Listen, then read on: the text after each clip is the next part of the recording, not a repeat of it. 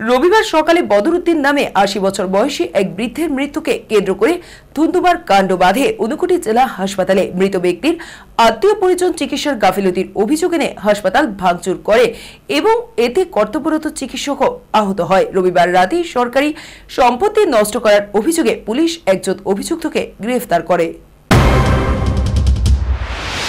রবিবার সকালে ঊনকোটি জেলা হাসপাতাল বদরুদ্দিন নামে ৮০ বছরের এক বৃদ্ধের মৃত্যুকে কেন্দ্র করে রণক্ষেত্রে ডাকার নেয়।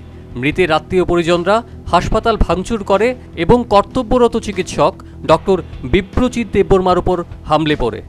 রবিবার সকালেই হাসপাতাল কর্তৃপক্ষের তরফ থেকে একটি মামলা কৈলাসহর থানায় করা হলে সরকারি সম্পত্তি নষ্ট করার অভিযোগে একজনকে গ্রেপ্তার করা হয়েছে বলে খবর।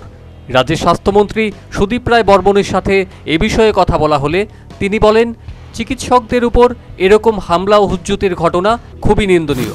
অপরাধ, ডাক্তারবাবুদের উপর হামলা হুজ্জুতি, এগুলো কোনো ভাষা নেই নিন্দা জানানো। ঘটনাটা ঘটার কিছুক্ষণ বাদেই আমি যখন জানি দেন আইজি ল অ্যান্ড অর্ডার শ্রীদেশ সাহেবকে ফোন করি এবং যে মেইন অ্যাকিউজড কাল রাত্রিবেলায় ওকে গ্রেপ্তার করা হয়েছে। ডাক্তারবাবুরা আমরা সুনিশ্চিত করেছি, কারণ একটা প্রচেষ্টা নিয়েছিল এরকম হামলা হুজ্জুতির পর তারা কর্মবিরতি করবেন। যাই হোক, আমাদের দপ্তর তরফ থেকে ডিএইচের তরফ থেকে টেক আপ করা হয়েছে, কর্মবিরতিতে যায়নি, সার্বিক মানুষের কথা মাথায় রেখে।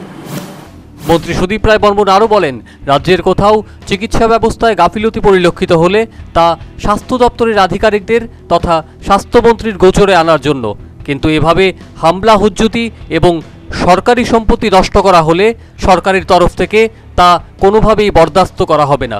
Bureau report, news vanguard.